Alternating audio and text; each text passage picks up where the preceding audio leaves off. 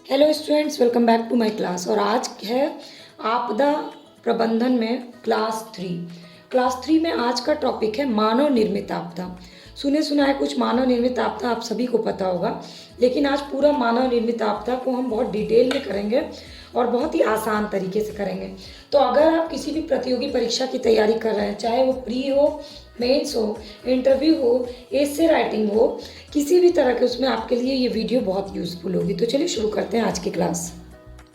तो सबसे पहले मानव निर्मित आपदा में आप कभी भी कहीं भी कुछ भी लिखते हैं तो उसमें आपको एक अच्छा इंट्रोडक्शन की ज़रूरत होगी। तो इंट्रोडक्शन में ये 4 चीज़ें आप ज़रूर मेंशन करें। सबसे पहले, हर दशक में कम से कम 4 करोड़ लोग जो हैं वो आपदा से प्रभावित होते हैं, और विभिन्न खतरों को मिला के, छोटे बड़े कई खतरों को मिला करके जो बनता है उस टर्म को कहते हैं आपदा। और इन खतरों में जो मानव निर्मित खतरे होते हैं उनको कहते हैं मानव निर्मित आपदा। लेकिन इस छोटे सी परिभाषा से लोग संतुष्ट नहीं हुए, तो आपदा प्रबंधन अधिनियम 2005 के द्वारा आपदा को परिभाषित किया गया। जो मानव निर्मित आपदा जो बिना तैयारी के विकास होता है और बिना तैयारी के विस्तार होता है, तो ऐसे मुद्दे जन्म ले लेते हैं जिससे कि तुरंत ध्यान देने की आवश्यकता होती है, और अगर तुरंत ध्यान ना दिया जाए तो वो खतरा बन जाता है, और खतरा बन के धीरे धीरे वो आपदा का रूप ले लेता है।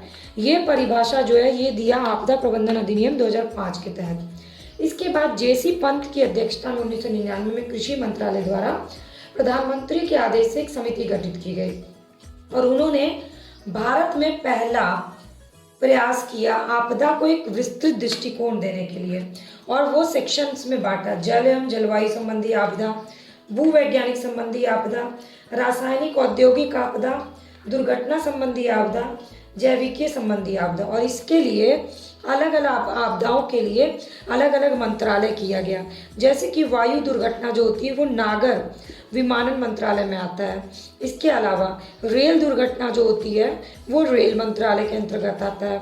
रासायनिक आपदा जो होती है वो पर्यावरण मंत्रालय के अंतर्गत आता है। जैव आपदाएं जो होती हैं वो स्वास्थ्य मंत्रालय के तहत आता है। ये आपके प्री में भी पूछा जा सकता है। नाभिकीय दुर्घटनाएं जो होती हैं वो परमाणु ऊर्जा मंत्रालय के तहत आता है, और जो प्राकृतिक आपदा होती है वो कृषि मंत्रालय के तहत आता है। तो इस तरह से जेसी पंत 1999 में कृषि मंत्रालय द्वारा आपदाओं और उनके मंत्रालय को विभाजित कर दिया गया।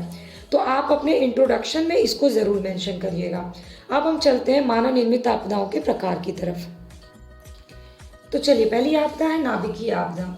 तो नाभिकीय आपदा में जैसे caesium, cobalt, iridium, iodine, uranium, plutonium, इसकी जब भारी मात्रा में अचानक से पर्यावरण में छोड़ दिया जाता है तो ऐसी आपदा को नाभिकीय बम विस्फोट या नाभिकीय रिएक्टर के से संबंधित आपदा कहते हैं। अब इसका कारण क्या होता है? इसके कारण 5 होते हैं। पहला, तो युद्ध की दशा में नाभिकीय शस्त्रों का जानबूझकर प्रयोग करना।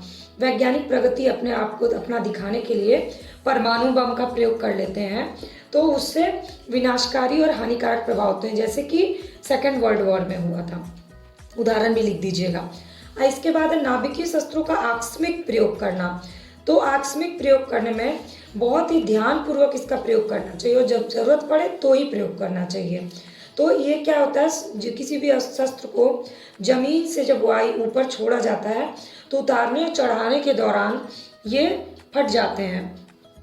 तो ये होता है आकस्मिक नाभिकीय आपदा। इसके बाद तीसरा, विद्युत परियोजना में दुर्घटना। जब भी कोई विद्युत उत्पादन के लिए कहीं प्रयोग होता है तो विकिरण हो जाता है। विकिरण फैलने के कारण दुर्घटना हो जाती है या रिसाव हो जाता है, इससे पूरा वहाँ का पर्यावरण प्रभावित हो जाता है। ये होता है विद्युत परियोजना में दुर्घटना होना, जैसे कि भोपाल गैस त्रासदी हुआ था। चौथा, आतंकवादी हमला। जब भी आतंकवादी हमला होता है तो उसमें खतरनाक बम का प्रयोग किया जाता है, और ऐसे तरीकों से विद्युत संयंत्रों पे भी आक्रमण कर दिया जाता है। तो ये आतंकवादी हमला होता है चौथा कारण। पांचवा कारण है जवाबी कार्रवाई। जब भी कोई आपातकाल आता है तो आपातकाल में तत्कालिक प्रभाव को कम करने के लिए जवाबी कार्रवाई की जाती है, और जिससे जीव जंतु और इंसान सभी घायल होते हैं, और उनके ऊपर मनोवैज्ञानिक फर्क भी पड़ता है, बहुत असर होता है। तो ये होता है पांचवा, जवाबी कार्रवाई। ये हो गए कारण। अब ऐसे में क्या करना चाहिए, क्या नहीं करना चाहिए? तो करना क्या चाहिए, ऐसा कुछ हो तो कान बंद कर लेना चाहिए, हैंड गियर लगा देना चाहिए। इसके अलावा संदूषण से बचना चाहिए, यानी प्रदूषण से बचना चाहिए। किसी आश्रय गृह में चले जाना चाहिए, विकिरण से दूर रहना चाहिए, मास्क लगाना चाहिए और शरीर में ऐसी संदूषित वायु को जाने से रोकना चाहिए। और क्या करना चाहिए, तो क्या करना चाहिए, तेज प्रकाश में नहीं जाना चाहिए, बाहर नहीं जाना चाहिए, अफवाह नहीं फैलाना चाहिए, भीड़ इकट्ठा नहीं करना चाहिए, खुली हवा में रहना चाहिए और न्यूट्रॉन कवच पहनना चाहिए। यह क्या करना चाहिए, तो ये हो गया नाभिकीय आपदा। अब हम चलते हैं दूसरी आपदा की तरफ, जो अभी हाल ही में घटित हुई थी ऑस्ट्रेलिया में। तो अगला है वन की आग, जिसको कहा जाता है दावानल, इसको बोलते हैं वाइल्ड फायर। और ये यूनानी आग, ग्रीक फायर से लिया गया है, जिसमें फिर यूरोप में इसको और रूप में इसको किया गया। अब इसका क्षेत्र क्या है, पहले तो इसका परिभाषा देख लेते हैं। जब गर्मी के टाइम में कई महीनों तक बारिश नहीं होती है, तब वन सूखे हो जाते हैं, टहनियाँ पूरी नीचे गिर जाती हैं और अगर थोड़ी सी भी चिंगारी लग जाती है तो उससे आग फैल जाती है। इसको बोलते हैं वनों की आग। अब भारत में इसमें क्षेत्र प्रमुख क्या है, प्रमुख क्षेत्र है नॉर्थ ईस्ट।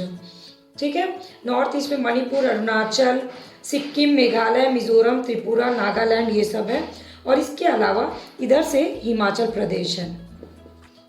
अब ये तो आ गया क्षेत्र। अब क्षेत्र के अलावा अब देखना है कि वन की आग के प्रकार कितनी तरह, कारण क्या होते हैं। तो पहले कारण देख लेते हैं। कारण तो एक तो होता है प्राकृतिक कारण, ठीक है। दूसरा होता है मानव की उपेक्षा के कारण, मानव की लापरवाही, जैसे कूड़ा कचरा छोड़ देना, और इससे क्या होता है, गर्मी इकट्ठा होती है और आग लग जाती है। तीसरा है स्थानीय निवासियों द्वारा जानबूझ करके आग लगाना, तो ये होता है। या फिर चौथा होता है बिजली कड़कने से लगती है, बिजली गिर जाती है तो आग लग जाती है, सूखे पत्ते होते हैं उससे आग लग जाती है। ये इसके 4 प्रमुख कारण, इसको आप और डिटेल में कर लीजिएगा। अब इसके प्रकार देखते हैं। तो पहला होता है, अलग अलग प्रकार होते हैं, उसके फैलने की गति से इसका प्रकार बांटा गया है। तो पहला है भूमिगत, यानी जमीन के अंदर, जैसे कि तले में जो कूड़ा कचरा होता है वो जलता है, इसको बोलते हैं भूमिगत आग लग जाती है। और ये बहुत ज़्यादा नुकसान नहीं करता और इसको नियंत्रण करना आसान होता है, इसको बोलते हैं भू अग्नि। दूसरा है पृष्ठ तलीय आग, इसमें जे पेड़ की जड़ तक चल जाती है, पेड़ पौधों को जला देती है, झाड़ झंकार तो जलते ही जलते हैं। और ये ऐसी आग होती है जो कूड़ा कचरा, वन के तल, छोटी वनस्पति सबको जला देती है। और इससे क्या होता है, प्रजातियों को, पेड़ों की प्रजातियों और जानवरों दोनों को हानि होती है। तीसरा है शीर्ष आग। शीर्ष आग मतलब पेड़ के ऊंचे वाले भाग को भी ये जला देता है, ऐसा होता है ये शीर्ष आग। तो ऊपरी भाग को भी जला देता है और इससे जंगल को ज़्यादा नुकसान होता है, जानवरों को उतना नुकसान नहीं होता है। चौथा है तूफान झंझावत, ये सबसे तेज होता है क्योंकि इससे जंगल भी जलते हैं और जानवर का भी नुकसान होता है। और जब गर्मी बढ़ती है तो ये ऑटोमेटिक हो जाता है, 2000 डिग्री फ़ारेनहाइट तक इसमें जंगल का तापमान पहुंच जाता है। अब हमने प्रकार भी देख लिया, अब क्या करें क्या ना करें। आग लगने पर और आग लगने के दौरान क्या नहीं करना चाहिए, क्या करना चाहिए। तो कूड़ा कचरा को सूखने नहीं देना चाहिए। आग के चारों तरफ खुदाई करके पानी की व्यवस्था रखनी चाहिए। पशुओं के लिए कोई सुरक्षित जगह होनी चाहिए। सूचना समय से पहले दे देनी चाहिए। चेतावनी प्रणाली विकसित करनी चाहिए और भयभीत नहीं होना चाहिए। तो ना करने का हो गया। और व्यक्ति को क्या करना चाहिए, तो सिगरेट जला के वन में नहीं छोड़ना चाहिए, वन में गर्मी के दौरान घुसना नहीं चाहिए, सूखा कूड़ा कचरा नहीं छोड़ना चाहिए और वनों की अंधाधुंध कटाई नहीं करनी चाहिए। तो ये हो गया वन की आग यानी दावानल का पूरा स्ट्रक्चर। अब हम चलते हैं अगला, जो हमारे भारत में अक्सर होते रहता है, अगला मानव निर्मित आपदा। अब अगला है भगदड़, जो कि भारत में सबसे ज़्यादा होता है। क्यों होता है, क्या कारण है, कितने प्रकार होते हैं, ये समझते हैं। तो भगदड़ भी एक मानव निर्मित आपदा है, जब लोगों की भीड़ के बीच बड़े पैमाने पर आवेश आ जाता है तो फिर भीड़ जो होती है ना, वो सामूहिक रूप से अस्पष्ट दिशा में, मतलब इधर उधर भटकाव होने लगता है। इसको बोलते हैं भगदड़, यानी बिना उद्देश्य के, अगर प्रॉपर परिभाषा लिखना तो ये लिखिए, बिना उद्देश्य के इधर उधर भीड़ का वितरित हो जाना ही भगदड़ कहलाता है। ये हो गई परिभाषा। अब चलते हैं भगदड़ के प्रकार की तरफ। तो भगदड़ के कितने प्रकार होते हैं, तो भगदड़ के प्रकार में है, एक तो हवाई हमला जब होता है, पहला हवाई हमला, दूसरा मनोरंजन समारोह में, तीसरा जब किसी की अंतिम यात्रा निकलती है उसमें भगदड़ हो जाता है, चौथा, जब कोई प्राकृतिक आपदा आ जाती है वहाँ भगदड़ मच जाता है। पांचवा, बिजली अचानक से कहीं चली जाती है तो भगदड़ मच जाता है। छठा, धार्मिक समारोह में अक्सर भगदड़ मच जाता है। दंगे में भगदड़ मचता है। खेल समारोह में भगदड़। मौसम संबंधी कोई घटना होती है तो भगदड़ मच जाता है। और कहीं पर खाद्य पदार्थ का वितरण हो रहा है तो वहाँ भी भगदड़ मच जाता है। यानी भारत में ये सारे कारण हैं जिसके कारण, ये ऐसे प्रकार हैं जिसके कारण भगदड़ मचता ही मचता है, और आप खुद इसको कोरिलेट कर सकते हैं। अब हम चलते हैं भगदड़ का फिर कारण क्या होता है। वैसे ये जो प्रकार है ना, इसी में कारण निहित है, लेकिन भगदड़ के कारण को एक मॉडल का नाम दिया गया FIST, फिस्ट मॉडल के माध्यम से इससे समझते हैं। मतलब भीड़ का दबाव, एक तो भीड़ होती है उस पर दबाव होता है, दूसरा सूचना सही तरीके से नहीं पहुंचती है, लोग सोचने समझने की शक्ति खत्म कर देते हैं, झूठ को भी सच मानने लगते हैं, और घटना में मौजूद स्थान पे एक जगह खड़े नहीं होते हैं, और सीढ़ी, गलियारा, एक्सीलेटर, चलती सीढ़ी इसी समय किसी भी समय कहीं भी किसी भी दिशा में भागने लगते हैं। तो ये है फिस्ट का मॉडल। तो फिस्ट के मॉडल के हिसाब से भगदड़ का मेन कारण यही है, भीड़, दबाव, सूचना की कमी, सोचने समझने की कमी, स्थान के महत्व को नहीं समझना, और किस समय क्या करना ये नहीं समझना। आप भगदड़ का कारण देख लिया, आप क्या करें क्या नहीं करें। सबसे पहले तो भीड़ में ऐसी सिचुएशन में शांत रहना चाहिए, ज़्यादा दौड़ना नहीं चाहिए, और अगर दौड़ रहे भी हैं तो एक ही दिशा की तरफ सबको नहीं दौड़ना चाहिए। अपनी क्षमता के अनुसार लोगों की सहायता करनी चाहिए। कुछ करने से पहले सोचना चाहिए। इसके बाद अधिकारियों के द्वारा दिए गए निर्देश का पालन करना चाहिए, और भीड़ के विपरीत जाने की कोशिश नहीं करनी चाहिए, क्योंकि इससे ज़्यादा भगदड़ मचता है। अब ये हो गया भगदड़ के बारे में हम पढ़ लिया, जो कि भारत में कॉमन है। अब अगला जो इस साल बहुत ही कॉमन रहा है, अगला वह है मानव निर्मित आपदा, महामारी। वैसे तो भारत में हमेशा ही कॉमन रहा है, तो इसको बहुत अच्छे से समझने की ज़रूरत है। अगला है महामारी। तो महामारी क्या होती है? जब कोई भी बीमारी बहुत व्यापक रूप से फैल जाती है, यानी एक बिंदु से उसको फैलते हुए बहुत ज़्यादा दूर तक फैल जाती है, तो उसको बोलते हैं महामारी। यानी ऐसे मामले जो होते हैं ना, ये किसी बीमारी से संबंधित होते हैं। ये परिभाषा। दूसरा, महामारी के प्रकार क्या होते हैं? तो महामारी कौन कौन सी है? कुछ जो भारत में फैल चुकी है, खसरा, चिकन पॉक्स, हैजा, और इसके अलावा अभी जो है कोरोना महामारी। तो अब महामारी के प्रकार कितने तरह के होते हैं? एक होते हैं सामान्य, और दूसरा होता है परस्पर परपोषी। तो सामान्य स्रोत तो कॉमन सोर्स होते हैं जो संक्रामक रोग, और परस्पर परपोषी यानी किसी और सोर्स से फैलते हैं, चाहे वो पानी से फैले, खाने के चीज़ों से फैले, या जानवरों से फैले, या इंसानों को इंसान से फैले। ये इसके सोर्सेज होते हैं, और ये संक्रामक रोग होते हैं। मच्छरों से फैलते हैं, खटमल से फैलते हैं। तो महामारी के प्रकार दो होते हैं। अब महामारी का प्रभाव क्या पड़ता है? महामारी का प्रभाव मनुष्यों पर तो पड़ता ही है, साथ ही साथ अर्थव्यवस्था पे भी पड़ता है, और इससे लाखों लोग तो मरते ही हैं, साथ ही साथ विकलांग भी होते हैं, और मानसिक रूप से असर होता है, आर्थिक नुकसान होता है, मृत्यु दर में बढ़ोतरी हो जाती है, और इसके अलावा देश की अर्थव्यवस्था डाउन हो जाती है। ये सब इसके बहुत दूर के एस्पेक्ट्स के प्रभाव हैं। अब जब इतना कुछ प्रभावित करता है तो उसका शमन भी करना होगा।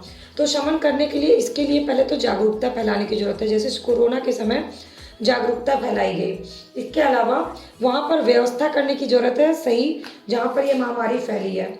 इसके लिए राष्ट्रीय कार्यक्रम चलाने की ज़रूरत होती है, राष्ट्रीय स्तर पर कार्यक्रम चलाना चाहिए, और केंद्रीय योजना बनानी चाहिए, और लोगों को शिक्षित करने की ज़रूरत होती है। इसमें आप लेटेस्ट कोरोना का एग्जाम्पल दे करके इसको लिख सकते हैं पूरा, तो इसमें बहुत अच्छे नंबर आएंगे, और यहाँ तक कि आप अपने इंटरव्यू में ये सारे डिटेल बता सकते हैं। अब हम चलते हैं 5वीं मानव निर्मित आपदा की तरफ। अब अगली आपदा है दुर्घटना। जैसा कि मैंने पहले ही बताया कि छोटी घटना होती है तो वो घटना है, और जब वो दुर्घटना बड़ा रूप ले लेती है तो वो आपदा हो जाती है। तो दुर्घटनाओं में कितने प्रकार की होती है? पहला दुर्घटना होता है नाव दुर्घटना है। जब बड़े पैमाने पर जब समुद्र में मछली पकड़ने के लिए लोग जाते हैं और पूरी की पूरी नाव डूब जाती है। इसमें मानव निर्मित कारण भी होते हैं और प्राकृतिक कारण भी होते हैं। मेले त्योहार से जब लोग लौटते रहते हैं और लौटने के बाद नाव डूब जाती है, रात में अक्सर ये दुर्घटना होती है नदियों में या समुद्री दुर्घटना, तो वो होती है जल संबंधी दुर्घटना। दूसरा तेल रिसाव, जब खाद्य पदार्थों का इधर से उधर संचारण किया जाता है तो ऐसे में जहाज से तेल रिसाव हो जाता है, जैसे कि महाराष्ट्र मुंबई में हुआ था। तो ये होती है तेल रिसाव की दुर्घटना, और इससे जो है ना पाइपलाइनें भी फट जाती है समुद्र में, तो उससे भी तेल रिसाव होता है। तीसरी दुर्घटना जो भारत में अक्सर होती रहती है, क्योंकि भारतीय रेलवे एशिया का सबसे बड़ा रेलवे प्रणाली है और ऐसे में रेल दुर्घटनाओं की संख्या भी यहाँ पे बहुत ज़्यादा है। बारंबारता मतलब बार बार होती है। कभी ट्रेन में विस्फोट हो जाता है, कभी ट्रेन ट्रैक से उतर जाती है, कभी ट्रेन पानी में गिर जाती है, कभी बाढ़ या आग या बम ऐसी दुर्घटनाएं उसमें बाढ़ के कारण प्रभावित हो जाती है। कि चौथी दुर्घटना है सड़क दुर्घटना। ये भी बहुत आम है, लेकिन जब कोई बड़े रूप में होती है तो वो दुर्घटना होती है, जिसका मूल कारण जो होता है ना, मशीनी कारण होता है, मानव कारण होता है, इंजीनियरिंग कारण होता है और पर्यावरण के कारण, जैसे अचानक से तूफान आ जाना। पांचवी दुर्घटना है वायु दुर्घटना। वायु दुर्घटना जिसमें एरोप्लेन क्रैश होता है। जब भी हाल ही में अभी जो एरोप्लेन क्रैश हुआ था, वो वायुयान की टक्कर हो जाती है। जब वायुयान को ज़बरदस्ती उतारते हैं उससे हो जाता है, तकनीकी खराबी होने के कारण हो जाता है और कम दिखाई करने होने के कारण, यानी कि प्राकृतिक कारण से भी कभी कभी वायु दुर्घटनाएं हो जाती हैं। तो ये हो गया वायु दुर्घटनाओं से संबंधित कौन कौन सी दुर्घटना है, इनसे कैसे निपटना होता है, ये लिखना है आपको। अब हम मेन मानव निर्मित आपदा की तरफ आते हैं। वो है हमारे लिए आतंकवाद। ये भी एक मानव निर्मित आपदा है। कैसे है, चलिए मैं आपको वो बताती हूँ। तो आतंकवाद जो है ना, व्यक्ति या संपत्ति के विरुद्ध, अगर परिभाषा प्रॉपर लिखना है, क्योंकि इसमें इससे में हमेशा पूछा जाता है, व्यक्ति या संपत्ति के विरुद्ध बल अथवा हिंसा का प्रयोग किया जाता है। बल या हिंसा का प्रयोग होता है, डराने धमकाने की कोशिश होती है, तो किसी दंड विधि का उल्लंघन करता है, तो ये सब चीज़ क्या है, ये आतंकवाद है। चाहे उसमें आतंकवाद की धमकी हो, हत्या हो, अपहरण हो, वायुयान का अपहरण हो, बम का भय दिखाना हो, साइबर क्राइम हो, रासायनिक क्राइम हो, जैविक हो, नाभिकीय हो, रेडियो विकिरण हो, ये सब आतंकवाद में आता है। यानी एक ऐसा कृत्य जिसका उद्देश्य नागरिकों, खासकर निर्दोष नागरिकों की हत्या करना हो, उनको शारीरिक हानि पहुंचाना हो, तो इसको आतंकवाद कहते हैं। आतंकवाद क्या है, एक बड़ी परिघटना है, एक राजनीतिक हिंसा है, एक मनोवैज्ञानिक युद्ध है, एक उद्देश्य लक्षित समूह का ये काम होता है और उनका उद्देश्य किसी को मारना भले ना हो, लेकिन एक गंभीर प्रभाव छोड़ना होता है। ये है आतंकवाद की प्रॉपर परिभाषा। अब आतंकवाद को कैसे बांट सकते हैं, तो आतंकवाद होता है अंतर्राष्ट्रीय आतंकवाद, किसी भी देश के नागरिक द्वारा किसी अन्य देश के नागरिकों के लिए, जैसे कि अल-कायदा है, ये हो गया अंतर्राष्ट्रीय आतंकवाद। दूसरा होता है राज्य आतंकवाद। राज्य अपने लोग के विरुद्ध राज्य के शस्त्रों का प्रयोग करता है, जैसे कि अर्जेंटीना में हुआ था डर्टी वॉर। तीसरा होता है राज्य समर्थित आतंकवाद। इसमें अपने हथियार का प्रयोग अन्य देश की हिंसा के कृत्यों पर आक्रमण करने के लिए होता है, जैसे कि सियरा लियोन में हुआ था। चौथा है उपराज्य आतंकवाद। राज्य के अंदर ही एक छोटा समूह होता है जिनका उद्देश्य होता है हिंसा फैलाना, ये होता है उपराज्य आतंकवाद। और पांचवा होता है घरेलू आतंकवाद, बहुत इंपॉर्टेंट है ये सारे। ये होते हैं वैचारिक मतभेद जब होता है तो घरेलू आतंकवाद होता है, जैसे कि मार्क्सवादी, इस्लामी, ये सब। इसके बाद होता है सामाजिक आतंकवाद। तो सामाजिक आतंकवाद पुरानी मान्यता के खिलाफ जब होता है। इसके बाद होता है राष्ट्रवादी आतंकवाद, जब पारिवारिक उद्देश्य को जारी रखने का प्रयास किया जाता है तो होता है। इसके बाद होता है धार्मिक आतंकवाद, धर्म के नाम पे जो आतंकवाद फैलते हैं ईश्वर के नाम पर। इसके बाद होता है एकल मुद्दा, यानी जैसे कि पशु अधिकार के लिए, पर्यावरण के लिए, किसी एक मुद्दे के लिए। तो ये हो गया आतंकवाद के पूरे प्रकार, अंतर्राष्ट्रीय, राज्य, फिर इसके बाद है राज्य समर्थित, उपराज्य, घरेलू आतंकवाद, सामाजिक आतंकवाद, राष्ट्रीय आतंकवाद, धार्मिक आतंकवाद, एकल आतंकवाद। और आतंकवाद की परिभाषा, अब इसका निवारण कैसे करना है ये आप मुझे कमेंट सेक्शन में कमेंट करके बताइएगा कि इसका निवारण कैसे करना है। तो ये हो गई एक और मानव निर्मित आपदा। तो अब निष्कर्ष फटाफट से देखते हैं, बहुत ही पॉजिटिव निष्कर्ष लिखना चाहिए कि अब हमें समझ में आ गया है कि वैज्ञानिक, प्रौद्योगिक और मानव निर्मित आपदा ये जो है ना मानव के द्वारा ही उत्पन्न हो रहा है, और जिससे ना सिर्फ हमारे जन की हानि हो रही, बल्कि धन की भी हानि हो रही, क्योंकि आर्थिक नुकसान हो रहा है। जैसे कि लेटेस्ट में कोरोना से जन और धन दोनों की हानि हुई। तो हमें क्या करना है, इनकी कमी करनी है, इन पर नियंत्रण करना है और इनकी सही पहचान करनी बहुत ज़रूरी है और सही कार्य नीति लगानी है, तभी सही मायने में हम वैज्ञानिक और प्रौद्योगिक विकास कर पाते हैं। अगर हम मानव निर्मित आपदाओं को रोकने में सफल होते हैं तो। ये है आपका निष्कर्ष। अब वीडियो अच्छी लगी होगी तो लाइक, कमेंट और शेयर ज़रूर करिएगा। चैनल को सब्सक्राइब नहीं किया तो सब्सक्राइब करके बेल आइकन को प्रेस कर लीजिएगा और प्लीज़ अपने व्यूज़ मुझसे कमेंट करके ज़रूर शेयर